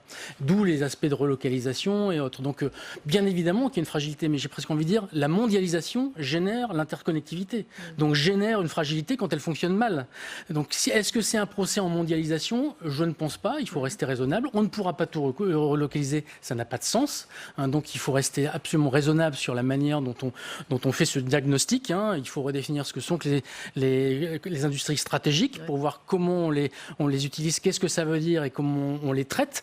Mais il ne faut pas faire ce constat général. La mondialisation génère de l'interdépendance. Ça devient une fragilité. Point. Vous êtes d'accord avec ça, Isabelle Tisse-Saint-Jean ? Je suis d'accord partiellement et je compléterai. C'est-à-dire que oui, bien sûr, c'est structurel de la mondialisation. C'est l'une des définitions, l'un des aspects de la mondialisation, c'est précisément ça. Ceci étant, il est quand même urgent qu'on régule, qu'on retrouve la régulation de l'économie sur un certain nombre de points. Et en particulier sur la relocalisation. Alors, pas forcément dans l'espace national, ça peut être aussi pensé au niveau local, ça peut être pensé au niveau européen, dans l'espace européen, mais en tous les cas que sur un certain nombre de secteurs qui sont des secteurs de première priorité, de première nécessité d'urgence et de nécessité de maîtrise absolue, que là, on relocalise. Mais la deuxième chose quand même où il faut aussi réguler, c'est que c'est plus possible, et ça je crois que la crise Covid, ça fait partie des leçons de la crise Covid, c'est-à-dire que tout le monde maintenant a compris que ce micro, eh bien en fait, ses composantes font 7 fois le tour du monde avant d'arriver en produit fini. Et que ça, en termes environnementaux, il y a quand même, il va falloir quand même qu'à un moment, on retrouve un moyen de réguler parce que l'urgence environnementale est vraiment là. Là, maintenant, il faut vraiment repenser nos dispositifs productifs et de consommation avec un certain nombre d'impératifs et notamment, vraiment notamment, celui de la transition environnementale. Éric Delannoy. Oui, enfin, pour reprendre l'allégorie du micro, enfin, la politique telle qu'elle a été menée depuis 30 ans, c'est ce micro-là, on va optimiser sa fabrication. Et puis on va baisser les coûts et du coup on va lui faire 7 fois le tour du monde parce qu'effectivement ça fait des coûts moindres. Mais en fait la question qu'il faut se poser c'est est-ce que ce micro est utile ? Est-ce qu'on ne peut pas le remplacer par un autre dispositif ? Est-ce qu'il faut vraiment le faire dans cette matière-là ? Ce que je veux dire par là, c'est que plutôt... Il faut aller encore plus loin, bien sûr, encore plus en amont dans la réflexion avant même... Bien sûr, parce que la relocalisation pour la relocalisation, ce micro-là, on ne pourra pas le faire fabriquer en France tel qu'il est là, sinon à le payer 3 fois plus cher que ce que vous le payez aujourd'hui. Qu'est-ce qu'on fait ? On n'utilise plus de micro ? on essaie d'innover. Soit on accepte qu'il y aura encore des délocalisations parce que ça baisse les coûts, puisqu'on n'acceptera jamais de le payer 3 fois plus cher, soit on fait en sorte de trouver des dispositifs alternatifs. réduire le nombre de micros, faire des micros d'ambiance, je ne sais pas, j'ai pas le... mais trouver des systèmes alternatifs pour changer de modèle. La problématique, c'est le changement de modèle. Et c'est pour ça que c'est si compliqué. La relocalisation, c'est faire du neuf avec du vieux. Ça ne marchera pas parce qu'on n'a pas relocalisé parce qu'on en avait envie. On a relocalisé parce que ce n'était pas possible de faire autrement pour des problématiques de coût et de productivité. Autre réflexion de François Bayrou que je vais soumettre à votre réflexion, à vous aussi. Depuis des décennies, tout se passe comme si nos sociétés s'en remettaient aux décisions prises en toute discrétion par les très grandes entreprises et les très grands États, les États-Unis et la Chine par exemple, et tout cela reposant sur une idéologie économique, disons, néolibérale, qui postule que la somme des intérêts particuliers est la représentation la plus fidèle que l'on puisse trouver de l'intérêt général. Ça vous parle, ça, Isabelle Tisson ? Bienvenue au club. C'est François Bayrou qui parle. Bon, je me méfie un peu. Je me méfie un peu dans les applications. Mais oui, je veux dire, il y a deux questions, je trouve qu'on mélange trop souvent. Il y a la question d'un modèle effectivement néolibéral où c'est pas tellement, moi je le formulerais pas comme ça, je le formulerais en disant l'absence de régulation nécessaire, d'intervention, le tout marchand. C'est plus efficace si c'est fait par les échanges marchands plutôt que par des services publics. La démonstration reste à faire quand même. Mais donc, il y a ça d'un côté. Et puis, il y a autre chose qui est une logique productiviste. Je vais dire ça comme ça. C'est-à-dire que le fait qu'il faut sans arrêt produire plus, sans arrêt. Et puis, il y a un troisième élément. Donc ça, c'est deux choses qu'il faut, à mon avis, distinguer. Et il faut revenir sur ces deux choses simultanément. Et puis, il y a une troisième chose qu'il faut distinguer. C'est effectivement... où est aujourd'hui le pouvoir ? Où est la souveraineté ? Et c'est là où il faut quand même que les États, mais les espaces type espace européen, retrouvent une souveraineté à l'égard d'un certain nombre d'acteurs économiques, de manière à mettre en place un certain nombre de normes qui sont des normes de régulation sociale ou qui sont des normes de régulation environnementale. Et qu'on retrouve, que l'ensemble du collectif que nous formons retrouve la maîtrise de son destin. Parce qu'on voit que... Alors, je ne sais même pas si c'est quelles sont les puissances... la nouveauté, c'est pas qu'il y ait des grandes puissances qui mènent un peu le jeu. Ça a toujours été le cas dans l'histoire économique. La grande nouveauté, c'est quand même des entreprises, et en particulier les GAFAM, qui deviennent plus puissantes économiquement que des États, et qui, du coup... notamment sur la question de la fiscalité, on arrive sur la question de la fiscalité à partir du moment où ils trouvent des moyens d'échapper à toute fiscalité, parce que c'est ça la réalité. Je vous invite à lire un livre de Gabriel Zucman sur le triomphe de l'injustice. On a reçu passionnant. sur ce plateau, d'ailleurs. Et ce qui montre très bien, c'est comment, en fait, tous nos modèles sociaux, c'est-à-dire tous nos États, toute notre capacité d'agir en tant qu'État et en tant que puissance publique, à tous les niveaux de la puissance publique, est entravé par le fait que ces acteurs économiques échappent complètement à la fiscalité. Éric Delannoy, et ensuite on passe au troisième chapitre. Moi, ce qui me manque dans cette déclaration de M. Bayrou, et y compris d'ailleurs dans l'analyse que vous faites, c'est le fait que... l'alternative, c'est pas de changer le modèle, parce qu'on n'y arrivera pas de changer le modèle, en fait. Faut être clair, il faut réussir à le faire basculer petit à petit. Et il me manque là-dedans la notion de responsabilité, la notion de comportement durable. Les entreprises se sont aussi comportées depuis 30 ans comme si, effectivement, les ressources étaient infinies, et comme si, finalement, les privatisations du bien commun étaient une évidence, parce que, soi-disant, seuls les actionnaires prennent des risques. À partir du moment où on bascule de modèle, ce que je prône notamment avec mon entreprise, où on se dit que l'entreprise, elle est dans un environnement, elle participe au jeu social, elle participe au jeu environnemental, on ne change pas les règles du jeu du capitalisme, on change les règles du jeu de l'implication du capitalisme dans l'environnement. Et donc, en fait, finalement, il ne s'agit pas de basculer du néolibéralisme à pas néolibéralisme, il s'agit de faire en sorte que ce néolibéralisme, on le contraigne par des prises de conscience sur le fait que l'entreprise, elle est inscrite dans un écosystème et qu'on respecte cet écosystème. La loi Pacte va dans ce sens-là, la société à mission telle qu'elle a été mise en place, et c'est de changer les mentalités, justement, sur comment on représente l'entreprise, faire en sorte que l'entreprise ne soit plus un lieu seul de profit, mais un lieu dans lequel, certes, le profit permet de faire vivre une communauté humaine au service d'objectifs sociaux et environnementaux.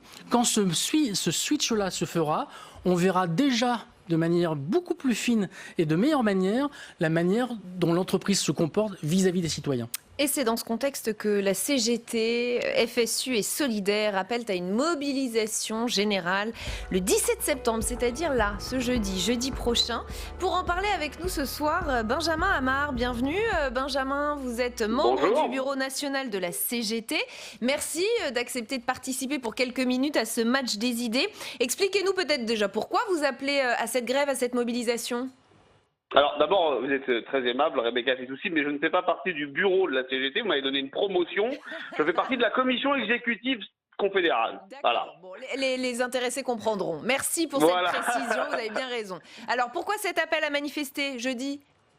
Écoutez, tout simplement parce qu'on est confronté, là j'entendais les participants discuter et en réalité on ne peut pas faire, c'est pas possible de prendre la situation comme si la crise du Covid n'avait pas finalement ouvert, je dirais, n'avait pas placé le système libéral dans le box des accusés. C'est-à-dire que nous sommes dans une situation désastreuse et bien évidemment, le système libéral, à force d'attaquer les ressources du vivant et sortir des virus infâmes des entrailles de la Terre, il saccage les services publics, si bien que le système hospitalier français, mais pas seulement, c'est la même chose en Italie ou en Espagne, et a été à 2 doigts de craquer. Donc il y a là effectivement un système à mettre dans le box des accusés. Ensuite, il y a les solutions. Alors nous, on a écouté Emmanuel Macron, je veux dire, comme les Français, on a de la mémoire. On n'est pas des poissons rouges avec 30 secondes de mémoire tampon. On l'a entendu dire qu'il y avait des certitudes à remettre en cause. On l'a entendu dire que les métiers d'utilité sociale étaient mal rémunérés. On l'a entendu dire qu'il fallait se renouveler tous, et lui le premier. Et on se retrouve avec un plan de relance qui est finalement un plan de continuité, c'est-à-dire qu'on réutilise, on ressort les vieilles recettes, les vieilles lunes qui n'ont jamais marché, c'est-à-dire que l'État sort son carnet de chèques pour distribuer des aides publiques colossales sans aucune conditionnalité, ni d'emploi, ni de salaire, ni de normes environnementales. Il n'y a rien sur le pouvoir d'achat, il n'y a rien sur la question des salaires, la transition écologique. Mais écoutez, Rebecca Fitoussi, je suis un syndicaliste du Val-de-Marne. C'est sur le territoire du Val-de-Marne que l'usine de Renault choisit, une usine en pointe sur les questions d'économie circulaire, qui a reçu une médaille, un prix de la part du ministère de l'écologie en 2016. Et c'est cette usine que Renault décide de fermer. La seule qu'il va fermer, c'est celle-ci. Et pourtant, Renault a reçu son prêt garanti par l'État. Monsieur le maire a montré les gros yeux. Il a dit, vous allez voir ce qu'on va voir, on va rien voir du tout. Benjamin Amar, si vous permettez, on va faire circuler la parole et je vous promets de vous redonner la parole dans une seconde. On va d'abord faire réagir un petit peu en plateau. Éric Delannoy. Non, moi ce que j'apprécie toujours à la CGT, c'est le sens de la mesure en fait. Donc, rien n'a été fait sur le pouvoir d'achat. Enfin, je veux dire, il y a 22 millions de salariés qui ont pu toucher leur salaire à travers le chômage partiel. Ça ne choque personne. En fait, tout le monde trouve ça normal. Je crois qu'il pense notamment au monde d'après, c'est-à-dire est-ce qu'on rémunérera mieux un jour les caissières, ceux qui ont été en première ligne on a salué le travail. On va revenir sur ça, mais le monde d'après est un concept qui a été inventé pour prétendre qu'il y a une rupture qui se fait. Le monde d'après, c'est le monde d'avant plus quelques mois, et où en gros on s'aperçoit que c'est une hystérisation de tout ce qui se faisait avant, dans le bien comme dans le mal d'ailleurs. Donc monde d'après, vous savez, moi je m'en méfie considérablement. Si on revient sur ces fameuses premiers de corvée, je déteste cette expression parce que là aussi on découvre qu'il y a des gens qui travaillaient. Ça c'est quand même incroyable. Il y a une espèce de microcosme qui a redécouvert qu'il y avait des aides-soignants et des éboueurs. Bon, le Ségur de la santé, c'est 7 milliards d'euros quand même. Enfin, je veux dire, la promesse a été tenue. On peut toujours dire que c'est jamais assez, parce que le problème avec des gens comme la CGT, c'est que quoi qu'il soit fait, ce n'est jamais assez. Donc quand on parle les fonds de solidarité, quand on parle de chômage partiel, quand on parle de Ségur de la santé, on doit être aux alentours de 40 milliards. Et on peut dire que c'est pas assez. Si on ajoute à cela les filles gilets jaunes de début 2020, où on avait fait une hausse de pouvoir d'achat qui avait été saluée par l'OCDE comme étant la plus importante depuis 10 ans, enfin, de qui se moque-t-on en fait? Enfin, le sujet, il est là quand même. Benjamin Amar et ensuite Isabelle Tisse-Saint-Jean. Benjamin Amar, est-ce que vous avez entendu la réponse d'Éric Delannoy? Alors, écoutez, moi d'abord, j'adore les néolibéraux qui nous parlent de mesures et de caricatures, et quand on les entend parler, on ne sait pas si effectivement il faut rire ou pleurer. Monsieur, l'activité partielle, je ne sais pas si vous êtes au courant, parce que visiblement certains auraient redécouvert les travailleurs. Je ne sais pas si vous parlez de la CGT, mais ce serait croustillant. Mais vous, visiblement, vous venez de découvrir que l'activité partielle, c'est 84% de la rémunération, monsieur. Le salaire médian en France, c'est 1 650 €. Si on retire les 16% qui sont tronqués par l'activité partielle, c'est 1 385 € le salaire médian tout d'un coup. Alors si ça, c'est une mesure pour le pouvoir d'achat, mais alors de qui se moque-t-on? Et en réalité, monsieur, puisque vous n'aimez pas la CGT, je vais vous citer une enquête qui a été menée par la Confédération syndicale des familles, avec laquelle mon organisation n'a aucun lien. Et cette organisation, la Conférence syndicale des familles, a fait une grande enquête sur le territoire. Et on découvre quoi? Eh bien que 40% des familles sondées déclarent avoir perdu plusieurs centaines d'euros par mois et ne peuvent pas faire face à certaines dépenses de première nécessité. Alors si vous, aujourd'hui, vous trouvez qu'il est finalement, déplacé, indécent de pointer la situation sociale dans ce pays, eh bien, très bien, mais nous serons en total désaccord. Alors Isabelle Tisse-Saint-Jean, pour vous répondre sur ce plateau. Isabelle Tisse-Saint-Jean.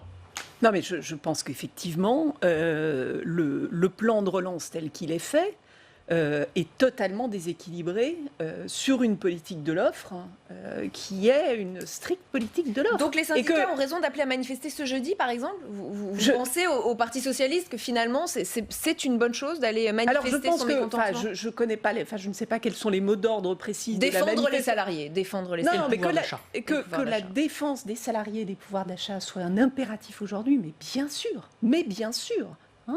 Et on a quand même une situation on est dans une situation de crise économique absolument historique. Donc évidemment, les gens se retrouvent dans des situations de précarité, de vulnérabilité. Ça ne veut pas dire que effectivement la mesure de chômage partiel n'est pas partiellement été un coussin amortisseur dans un certain nombre de situations. Mais enfin, on était dans une situation qui était extrêmement dégradée. Les inégalités avaient quand même augmenté. C'est la note INSEE qui sort. On a une augmentation des inégalités en 2018 qui est du jamais vu. On a une augmentation de la pauvreté. Enfin, on était quand même dans une situation... on a oublié les gilets jaunes. On a oublié cette crise sociale des gilets jaunes. Donc on est...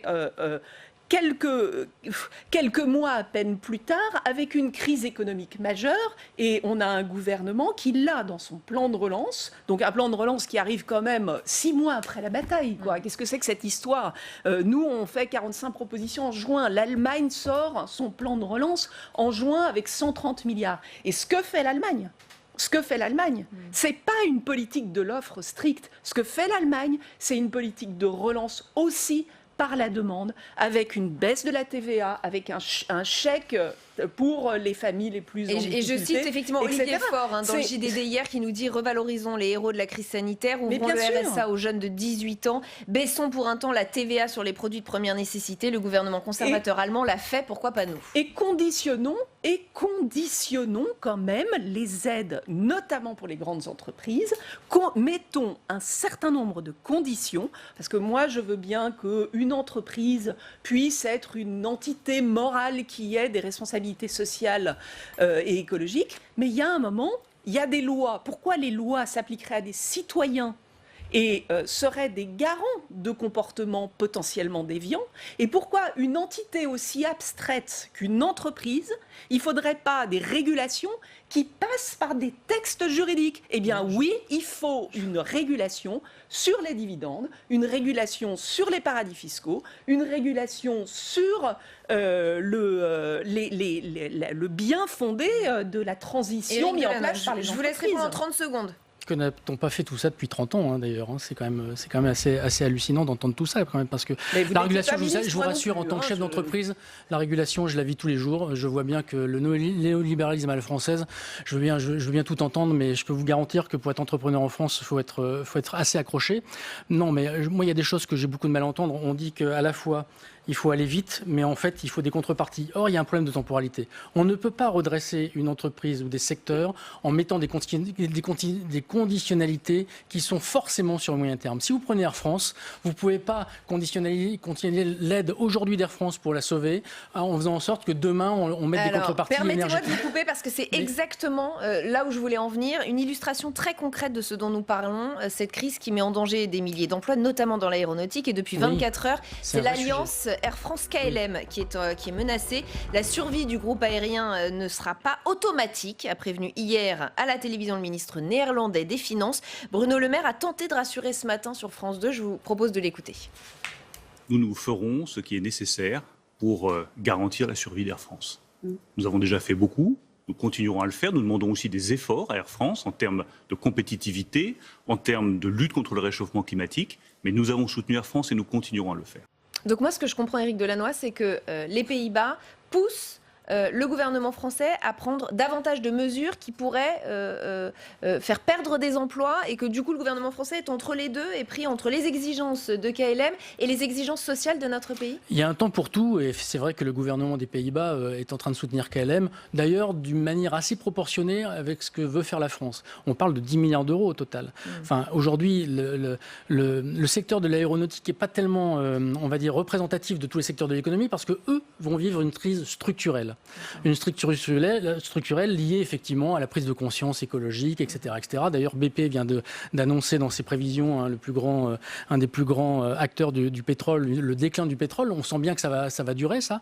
Donc, en fait, il faut savoir de quoi on parle. Quand on met 10 milliards sur la table, on veut faire en sorte que les problématiques sociales soient bien traitées, que les plans sociaux, parce qu'il faudra réduire la voilure, parce qu'on ne peut plus travailler de la même manière qu'il y a 10 ans, soient correctement traités et qu'on fasse des économies de cours pour correspondre à la nouvelle donne. Mais en revanche, la contrepartie, c'est encore autre chose. On parle d'une transformation d'entreprise. Ça veut dire des avions moins coûteux en énergie. Ça veut dire repenser la mobilité. Peut-être qu'Air France, qui n'aura plus le droit de travailler sur le territoire aérien français, va se mettre dans une autre mobilité. Ça prend du temps, les contreparties. Or, conditionner des aides immédiates à des contreparties qui ont une temporalité plus grande, sur lesquelles on aura donc des difficultés à faire en sorte de les matérialiser, ça me paraît pas raisonnable. Il nous reste 20 secondes pour conclure, Isabelle Tisse-Saint-Jean. Non, mais bien sûr, il y a des temporalités qui sont différentes, mais c'est pas dans un contrat. Vous pouvez avoir des contrats avec des clauses qui vous lient pour le long terme. Donc voilà, ça n'est pas un argument. On peut très bien, mais là, franchement, y aller comme ça, sans condition, ça me paraît quand même... bon, alors après, le cas d'Air France est un cas particulier sur lequel je n'ai pas le temps de développer. Non, malheureusement. Mais c'est clair qu'il faut vraiment, alors là, vraiment pour le coup, anticiper sur un certain nombre de secteurs, et en particulier sur le secteur aéronautique. Il faut absolument que l'État, là, pour le coup, intervienne, soit plus que stratège, soit vraiment un acteur important de la transition de ces entreprises. Et on s'arrêtera là. Merci infiniment à tous les deux d'avoir participé à ce match des idées. Merci à Benjamin Amar d'y avoir participé également. Fin de cette émission. On se retrouve donc demain à 18h et à 22h30. En attendant, c'est le retour d'auditions publiques sur les chaînes parlementaires. L'invité ce soir est Marc Fesneau, ministre délégué chargé des relations avec le Parlement et de la participation citoyenne. Demain, vous retrouvez Bonjour chez vous dès 7h30. Oriane Mancini reçoit Olivier Faure, justement, premier secrétaire du Parti socialiste. Je vous souhaite une excellente soirée sur Public Sénat.